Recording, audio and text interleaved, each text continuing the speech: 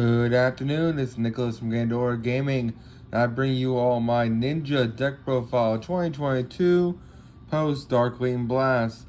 And I'm super excited to say that Ninjas got a shit ton of really good support. And honestly, are much better as a result. Do I want to say they're meta? No. Do I want to see their rogue? Absolutely. They're always rogue, but I definitely think they're even more rogue, like stronger wise, like closer to tier 2 than they ever been. And let's just go straight into this. So first things first, ninjas, if you don't know, are a flip warrior archetype that revolve around a really powerful normal summon, and they play with ninjutsu arts. So ninjutsu arts are spells and traps, usually continuous, and basically they apply effects for the ninja monsters that are usually benefits from your summoning really powerful monsters from the deck, or to really decreasing your opponent's ability, or to getting advantage on the field. Really powerful cards. And ninjas just got like a wave of support in Darkwing Blast. Blackwings as well. I think those two, with the Naturias and the Amazonas, and a couple other archetypes, really got immense waves in his deck. Ninjas, I think I got like 6 or 7 cards. Not to mention the one that still hasn't came out yet, which will probably come out next year. It looks like a sailor looking dude. He has a big anchor. Really interesting. And yeah, let's just go straight into this. So first things first, I'm not going to lie. This is going to be a little different, probably very different than most ninja builds you see.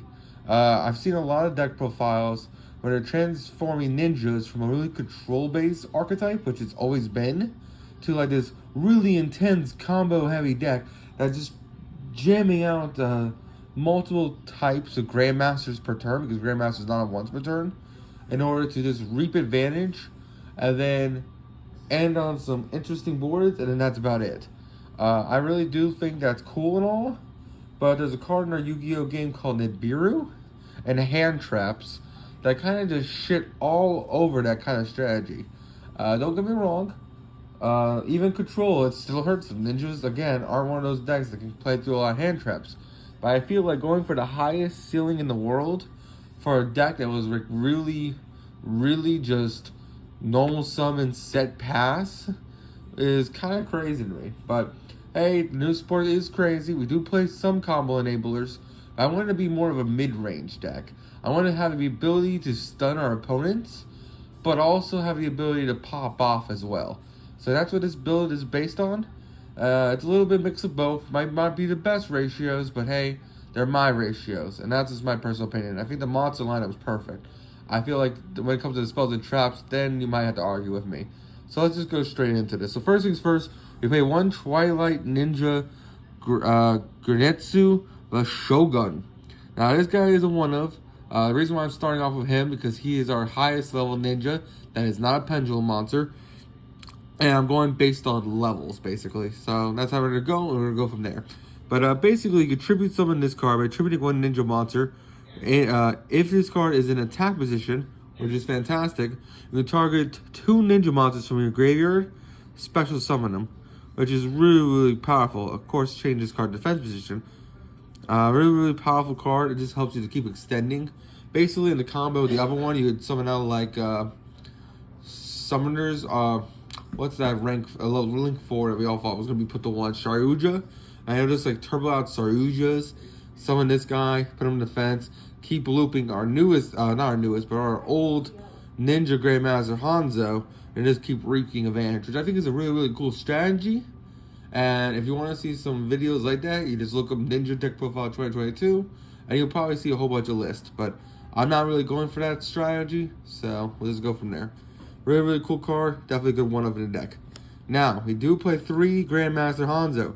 We do loop him, we just don't want to loop him enough times that we're getting Nibiru. Ninja Grandmaster Hanzo is a really powerful card. When this card is normal summon, add 1 ninjutsu card from your deck to hand. Notice how it says there's no once per turn here. So the idea is that you just keep summoning out Hanzo over and over again to keep adding ninjutsu cards, which is really powerful. It also has the effect if this card is flipped or special summoned, add 1 ninjutsu monster. So it has a little core aspect.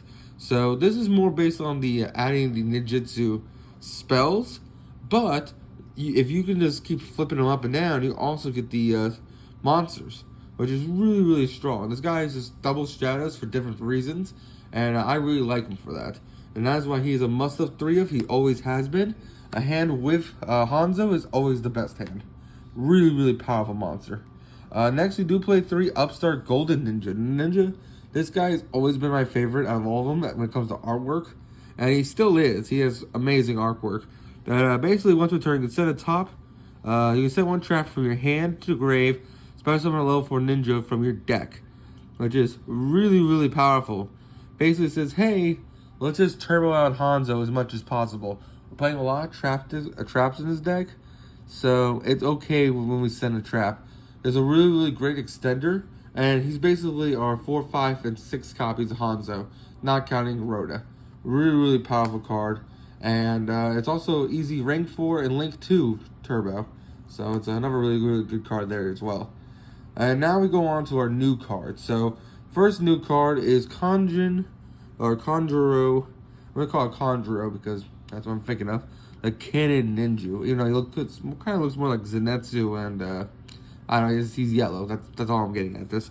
But first things first, when this card is normal summon, you can special summon or flip summon. You can special summon 1 ninja from your hand or graveyard. Basically saying when this card's summoned, you're special summoning a ninja from grave, which is fantastic. Then it has the effect of when your opponent activates a card or effect that targets exactly 1 ninja, or exactly 1 face down card. So I always forget about that part because he's new, but he has to either target exactly 1 ninja face up card or a face down card you control. Basically, he gains the effect where you could special summon this card and face down defense position and return that target to the hand. So basically, it allows you as a quick effect. You can just dodge stuff, which is really, really interesting. And I really like it. It's a one-off, comes up in combos, and it doesn't have a bad body. Fire too. And then for our final one-off for the new ones is Baku the Beast Ninja. This guy's also really good. I think he has competing artwork. This card artwork looks amazing, but he's a good doggy too. But basically, if this card's added from your hand, instead by drawing it, you can special summon it, which is amazing. So basically, it says, hey, if we get the flip effect of Hanzo, which we could do in the next card, Baku, we could just add this to hand, free summon, and that's just pretty decent.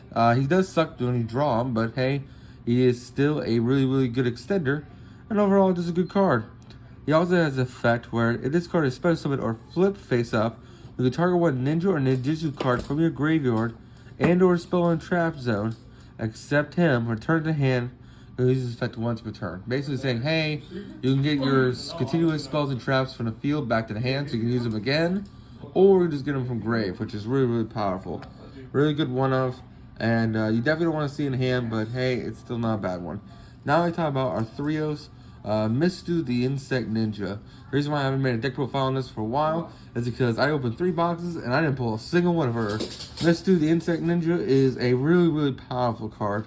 Basically it says if you control a ninja monster or a face down defense position monster, hey, special summon this card from your hand. A really, really great generic flip support. If your flip archetype has a rank 2, for example, Crawler, hey, this is a free insect that just special summons itself onto the field to help you link climb. Really, really interesting card. I'm going to do a Crawler deck profile with this card in it, and I'll at least test it out. We'll see how it goes, but I really do like Insect Ninja. Funny enough, DarkWing Blast had a lot of flip effects support and a lot of just straight up random support. There's a lot of really a lot of flip support, but a lot of random, really interesting supports. I already went over the Prediction Princess cards, but there's also the Subterra cards, and this is just generic insect support as well, because it is an insect, and again, in a deck like Crawler, free summon, and then you just link. Plus, it's a level 2, so hey, you can make a rank 2 if you wanted to. But we'll just keep going. Basically, like I said, it's a free extender. And then when your opponent activates a monster effect, quick effect, you target 1 face offensive monster, changes the face up attack position, which is really, really powerful. Actually, changes the face down defense position, which is even better. Saying, hey, it's not only a free extender, but it also flips up a monster you control, which is also fantastic. and it's a really, really good card altogether.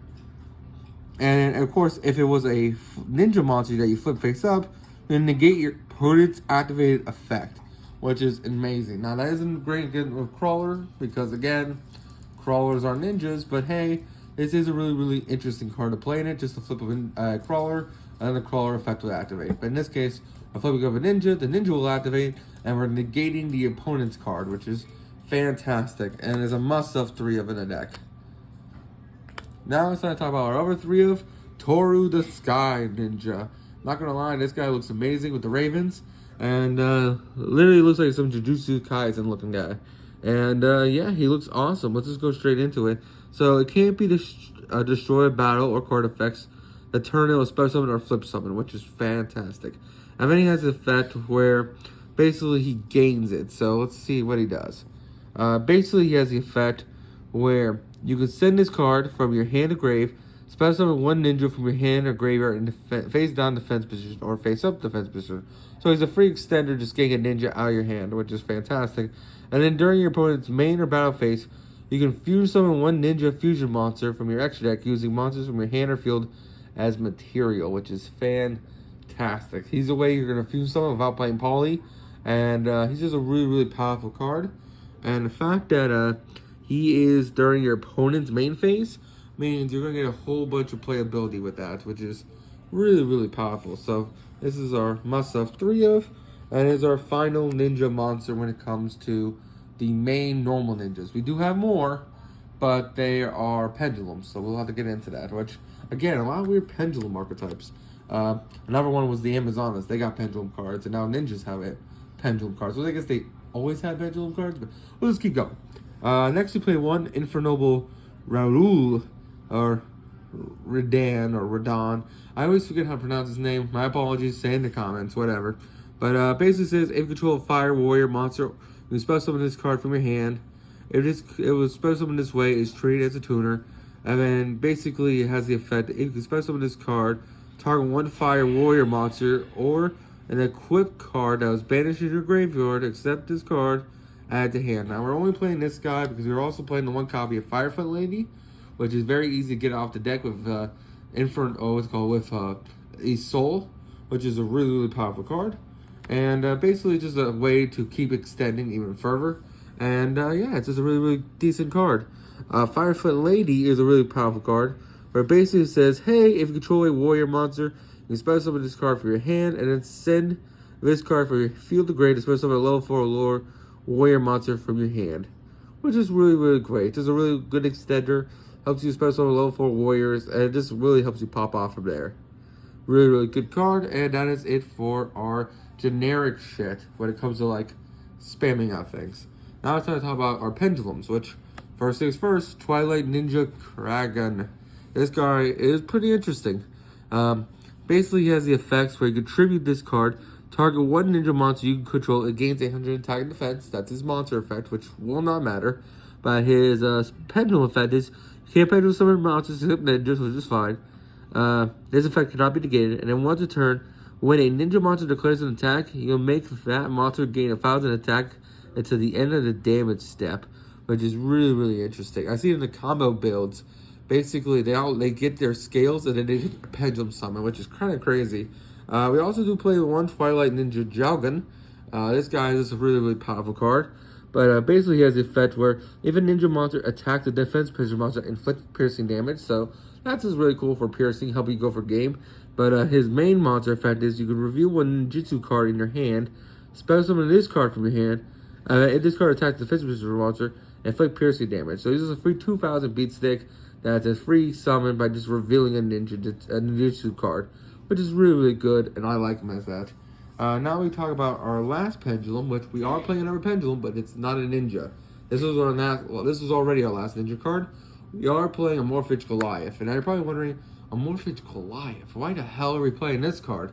And if you're not familiar with ninjas, ninjas have an easy way of turboing out Goliath from the deck using one of the ninjutsu traps. I've seen a lot of people cut away from this build. The longest time, this is how you played ninjas. You just played 3 Goliath, and then you just turboed it out onto the field, which is a really, really great effect. And basically, he just says, hey, lock your opponent from playing the game. It's kind of funny that I just made a Naturia deck profile with it as well. But it's just card's crazy. If you can play this card, play it. There's a reason why Dragon Links played this card when Seal was a thing. And they just say, hey, let's just stop them from special summoning, dude. This card is just fantastic.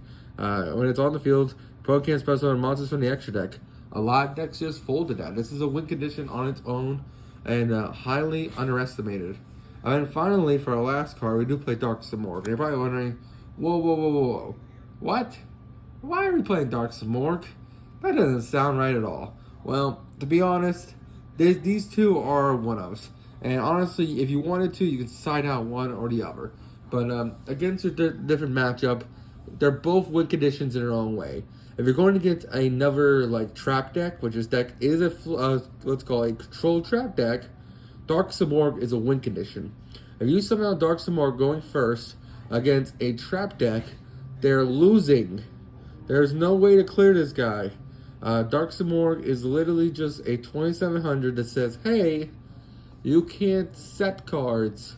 Unless Eldritch has Golden Lore in hand, or if Labyrinth summons out one of the big ladies, they're not having the ability to clear this dude.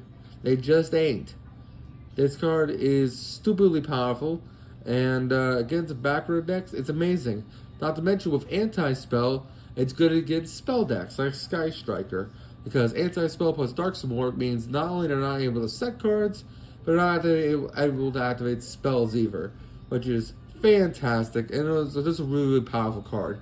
I remember when I was playing Flu, back when Mega Rise was still like $50, I couldn't afford that thing, or I just didn't want to buy a $50 card I knew it was going to get reprinted. Basically, I used to play Dark Simorgh in that deck at 3 Anti-Spell, and just turbo him out and say, hey, no more spell cards for you. Best of luck. Really powerful card, and that is our final monster in the main deck.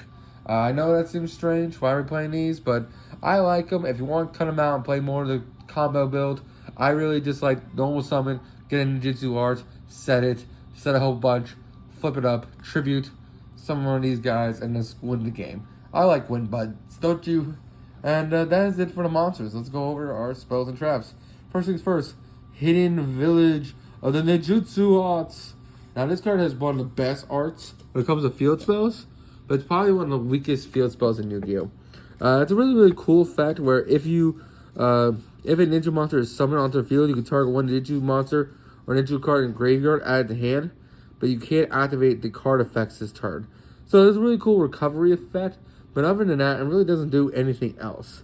It does also have the effect if basically a ninjutsu card would be destroyed by battle card effect, you banish one ninja monster from your grave instead. So it has that really cool effect too. But on its own, it's not getting you any really good advantage. It is adding cards back from grave, which is cool, but it isn't like on activation like a tier element, adding a ninja card to hand, then like doing all A, B, and C for the archetype. It's just kind of okay. It's not the worst field spell, I guess, for archetypes. I know heroes have some really bad field spells, but Hidden Village of the Ninja Arts is very underrated. And yeah, I think for its artwork, it should have a better effect. My personal opinion, deal with it. We also do play Ninjutsu Notebook of Mystery. I'm playing 3 of it. I know that is not the right ratio. I've seen so many people only play this card as a one-of. But I really do want to test out this card just because it has a simple fact that it basically, if your opponent controls a monster, basically you get to special summon a ninja from deck and a ninjutsu art from your deck. And you just summon them, set them onto your field, which is a really powerful effect.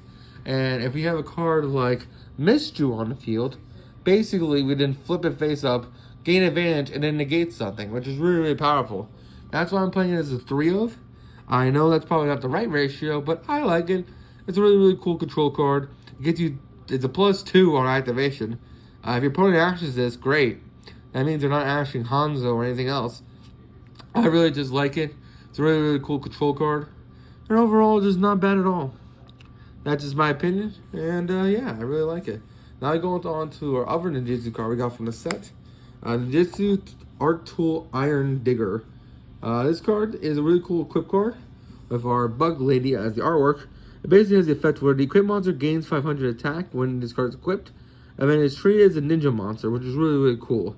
So basically, you can equip this to non-ninja monsters, make them ninja, so you can make other ninja cards, which is really, really cool. And then it has the effect where basically you banish one monster from your graveyard, target one card on the field, destroy it. And then this card is set to graveyard, you target one of your banished ninja monsters, add it to your hand, or spell someone in a face down defense position. Basically saying, hey, when you banish your cards from grave, in order to pop cards, hey, let's just get the advantage back when this card dies. Really great card, and it's a really cool one of to send off a soul. Or just keep it and do your plays. We also do play a one living fossil for a soul as well. We have a lot of low level monsters, so it's okay with playing living fossil and just ninjutsu art tool. I'm seeing some builds play 4 equips, and I'm like, that seems a little bad. But then I'm playing these 2 bricks, so who am I to judge? So I don't know. Living fossil is just a free reborn, and just a really, really good card altogether. Now we talk about our other one-ofs. One Rhoda, because hey, searching level 4 is great. Another, this is 7th copy of Hazo. One Change of Heart, because Change of Heart says let's just steal a monster, push our game. Monster Reborn, because hey, Monster Reborn is Monster Reborn. Let's add a monster from graveyard, reborn it, get the effect. Really, really powerful. And then Call by the Grave, because Call by the Grave. And then one Upstart, because Upstart. This are all general cards, and that is it for our spells. Now let's go over our trap cards, which again could be a little controversial. Next we play 2 Ninjutsu Art of the Dancing Leaves. This card is really, really interesting. I'm testing it out as 2. I really like the effect. And let's just go straight into it. So basically it has the effect where you can target one ninja monster and one face down defense position monster on the field, tribute it, and if you do, spend summon a ninja monster from your deck. And when this card leaves the field, you can send one monster to the graveyard, target one ninja continuous spell or trap in your spell and trap zone, return it to hand. It has a really, really cool effect where it basically allows you to reuse the ninjutsu's cards. But other than that, it's just a really, really cool way to spam out Hanzo. And just a really, really cool card in general. Not to mention, it kind of dodges targeting. And they activate a card that's like, target this card, destroy it or banish it. It just goes, hey, we're tributing it, getting it out of there, and then we're getting something else in return, which is fantastic. We also do play 2 Armor Ninjutsu Art of the Rust Mist. I think this card's actually pretty sick. You don't need to tell me about a ruling. So basically what this card does is that when your opponent would spell summon a monster, basically it says, hey, if you control a ninja monster, have the current attack of that special summon monster, which is fantastic. And notice how it's not on once per turn, and notice how it's continuous. One of the best ways Yu-Gi-Oh can clear monsters is just by like beating over them. So the fact that this card is a non-once per turn, just having your opponent's monsters attack is fantastic. And this card is kind of like a Black Garden in your archetype that doesn't hurt you. I really like it as a 2-of. It just helps you deal with really big-ass monsters. For example, if you're going against a deck like Branded, it turns a Mirror Jade from a 3,000 to a 15. That's a lot easier to clear. Now, don't get me wrong, he's still going to nuke your board. It's still going to try to banish the shit out of you. But, hey, it's still at least having your attack, which is fantastic. It helps you not die from OTK. Imagine to make access code and you have the shit out of it. I don't know, I like it as a 2-of. Really, really interesting card. And I just didn't want to cut it. And then finally, we have 1 Ninjutsu Art Transformation. Basically says, hey, tribute a ninja monster, special summon a wing beast, which will be our Dark Samorg. And then this card is the other one that says, hey, tribute a ninja monster, special summon out a dragon. And yeah, that's it for the Ninjutsu arts. And finally, we do play 3 anti-spell, just because, hey, this plus a ninja equals Samorg plus equals no spells and traps. Really, really powerful effect. And that is it for the main deck. I hope you all enjoy. And now let's just go straight into the extra deck. Now it's time to go over the extra deck, which is pretty self-explanatory. So first things first, let's talk about our new fusion monster, which I never thought ninjas were going to go down the fusion route.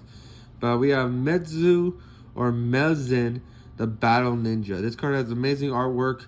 It does remind me of Yellow Ninja, but in all black, just because of all his artwork in the background. But this card is fantastic. So not only is it a normal fusion that you can easily make with just 2 different ninja attributes, but He's also a contact fusion, so even if you don't have access to our level 1 to help fusion summon into this guy, you can literally just hard make him on your turn, which is also fantastic. Because all he does is requires 2 cards, and you tribute them to special summon this guy, which is fantastic. And then he has basically the effect where basically all ninja monsters can attack directly while he's on the field. Your opponent can't target this card for attacks while you control a defense position monster.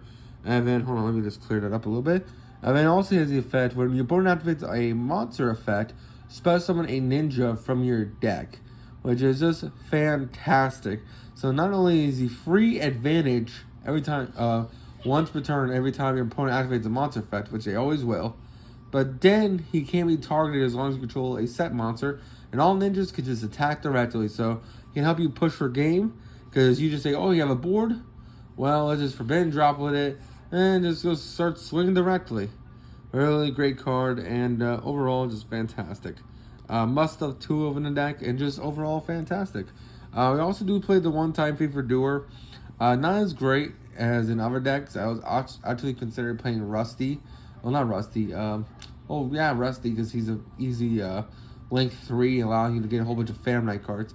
But the level 4 trap card, Shade Brigading, I was considering playing that card, and just so you can easily turbo out Time Fever Doer, which is a really, really powerful card. But overall, I consider not to do it. If you want, you can probably switch out one of the Noble Knight cards for this, for that Shade Brigading, just to play this card, because it is fantastic. And hey, still a card for your opponent's deck every turn. I've been getting effects based on monster, spell, or trap. It is an overall good card. Not to mention, it kind of looks like a time ninja, so not bad. Of course, the one Abyss Dweller, because the Abyss Dweller just says, hey, let's just floodgate our opponent, no grave, no tier elements for you. One Babushka, which is always plan B. Great card.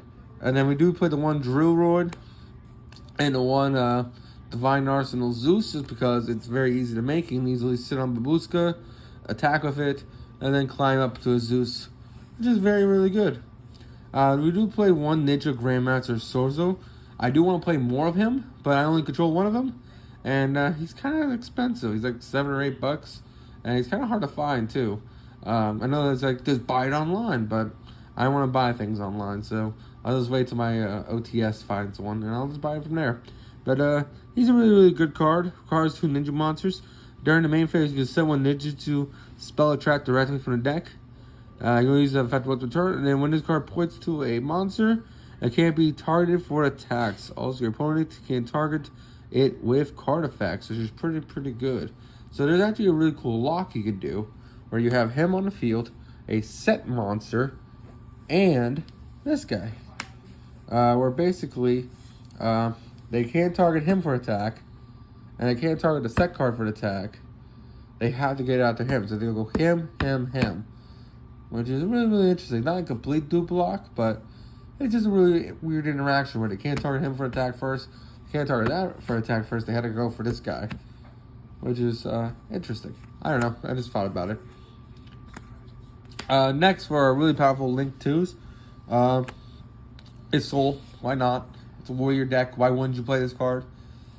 You just send equip cards, special summon level 2 directly from the deck. Hey, pop off from there. Really, really great card. Adds you a warrior. Why wouldn't you play the Soul? That's just my basic argument.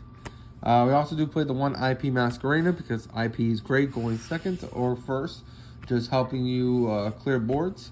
The one Phoenix against back row decks, the one Unicorn against back row decks, or just straight removal for any deck. The one Appaloosa the Goddess, because Appaloosa for 4 is still fantastic. The one Mech Knight Crusader Avermax plus IP is also fantastic. And then finally our one Underworld Goddess, because sometimes you just need an Exorbitant Tower monster. And IP Masquerade is a good card way to do it. That is it for the extra deck. I hope you all enjoy, and you all take care. See you all in the next one. Bye.